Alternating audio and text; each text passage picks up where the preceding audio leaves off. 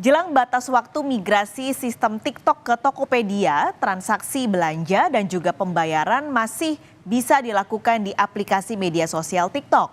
Migrasi diklaim sudah mencapai 75%. Artinya saudara, transaksi ini melanggar aturan jika mengacu pada Permendak nomor 31 tahun 2023. Permendak menyatakan media sosial tidak boleh berjualan. Transaksi harus dilakukan pada aplikasi e-commerce. Kementerian Perdagangan akan memanggil TikTok untuk melihat kepatuhan dalam sistem migrasi yang masih berproses hingga saat ini. TikTok Shop sebelumnya ditutup pada 4 Oktober 2023 karena masalah perizinan. Namun TikTok kembali beroperasi pada 12 Desember 2023 setelah investasi senilai 23 triliun rupiah digelontorkan TikTok ke Gotoh.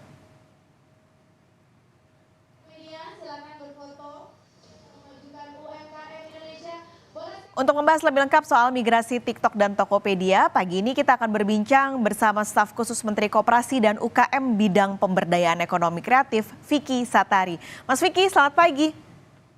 Selamat pagi Mbak Paskalis. Oke, langsung saja pertanyaannya. Berarti dengan apa yang dilakukan TikTok saat ini, masyarakat masih bisa berbelanja di aplikasi TikTok? Ada pelanggaran hukum kah?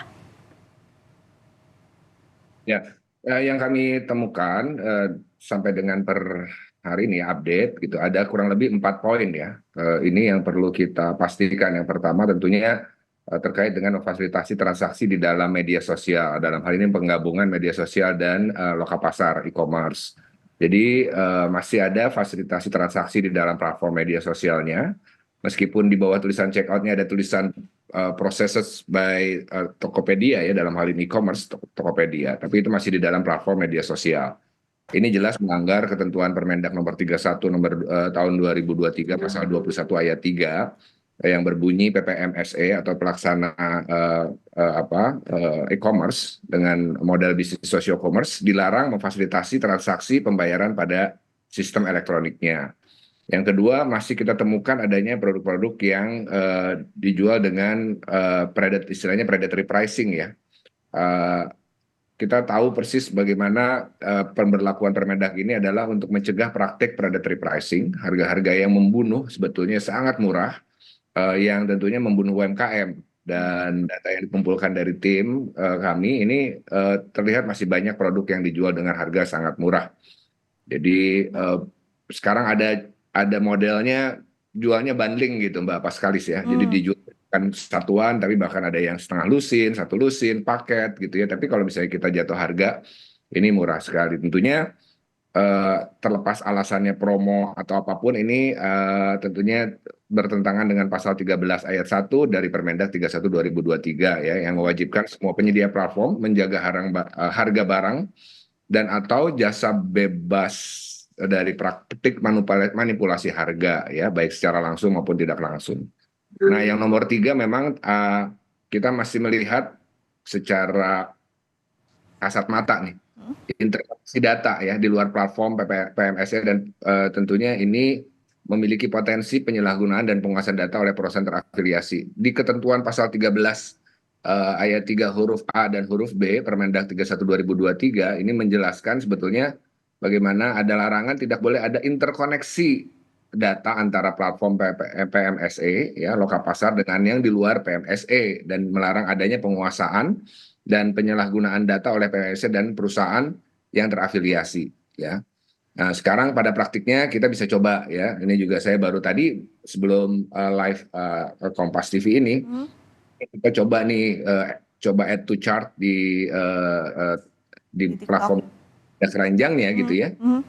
Jadi ini muncul FYP dan FYP ini kita selanjutnya akan dipenuhi oleh produk-produk yang sama dan sejenis. Ini jelas melanggar karena pada praktiknya aktivitas kita di media sosial dipengaruhi oleh aktivitas belanja, demikian pula sebaliknya. Terakhir, nah ini yang sebetulnya cukup terang benderang ya, yaitu mempromosikan impor pakaian barang ilegal. Ya, pada bulan Maret 2023 ini kan sebetulnya ada komitmen TikTok untuk menutup seller.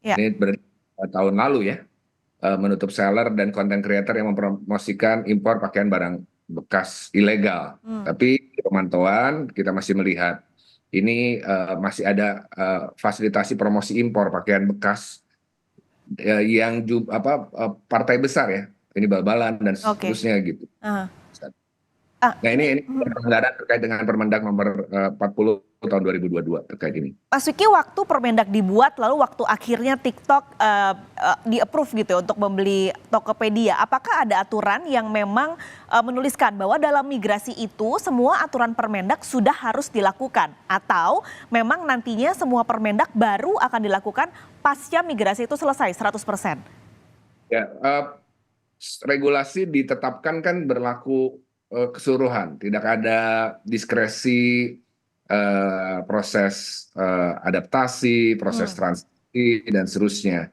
Jangankan perusahaan besar atau korporasi selevel TikTok atau global ya, perusahaan hmm. global. UMKM pun kalau misalnya melanggar ya dikenakan sanksi.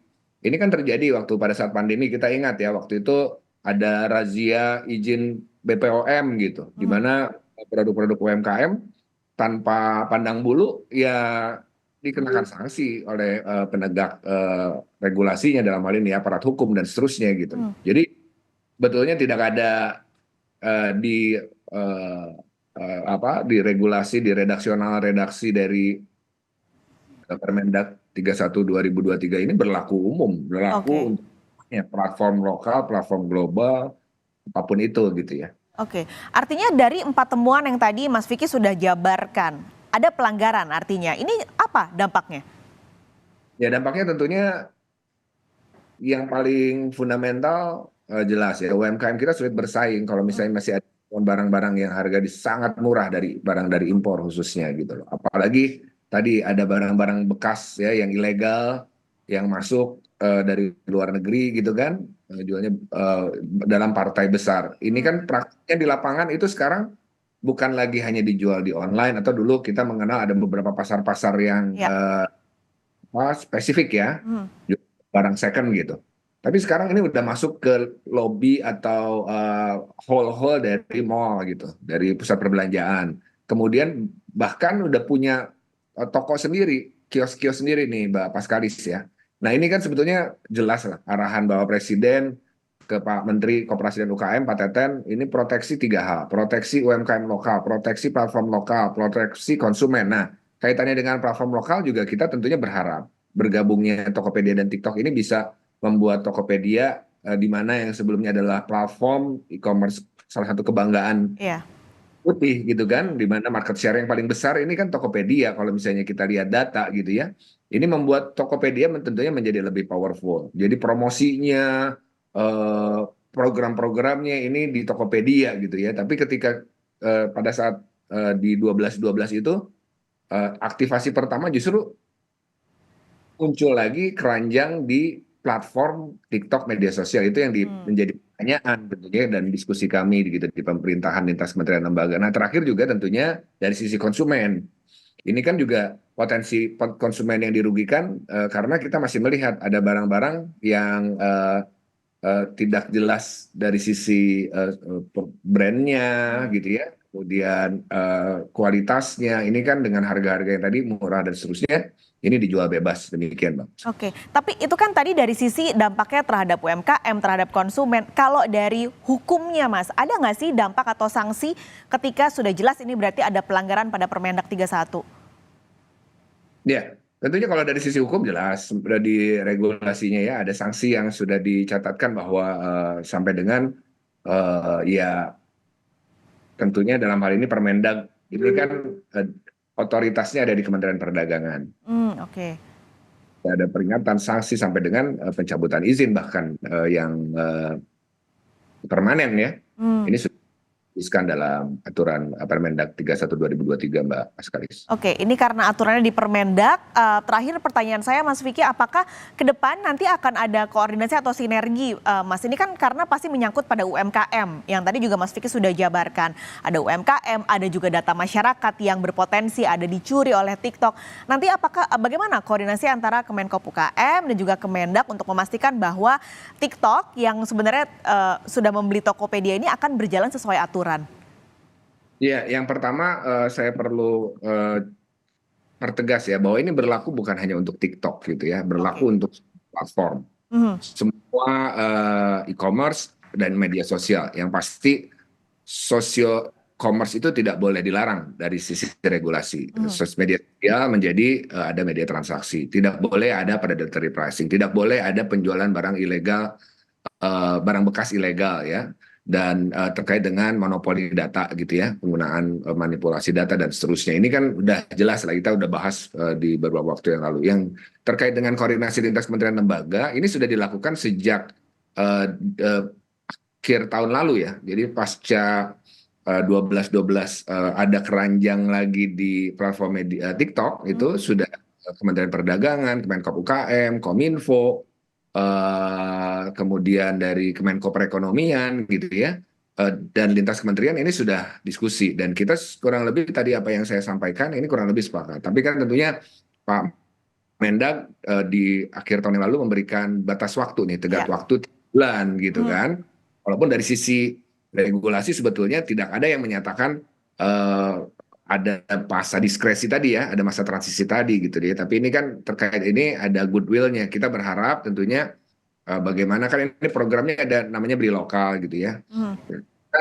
Di sisi yang lain sebetulnya di luar laman yang ada Beli Lokal kita masih temukan barang-barang yang tadi yang saya sebutkan kan gitu. Ini kita ingin pastikan baik TikTok, Tokopedia atau mungkin sekarang namanya Shop Tokopedia pun seluruh e-commerce yang lain, seluruh platform yang lain untuk bisa mentaati regulasi ya, karena nanti akan terjadi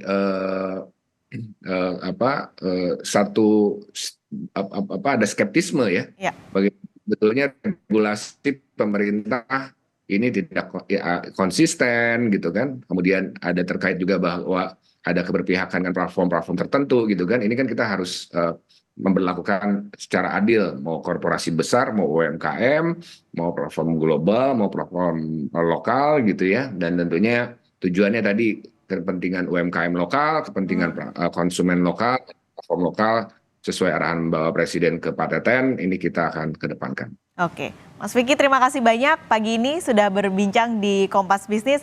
Sampai ketemu lagi, sehat selalu Mas Vicky. Terima kasih sekali, selamat pagi.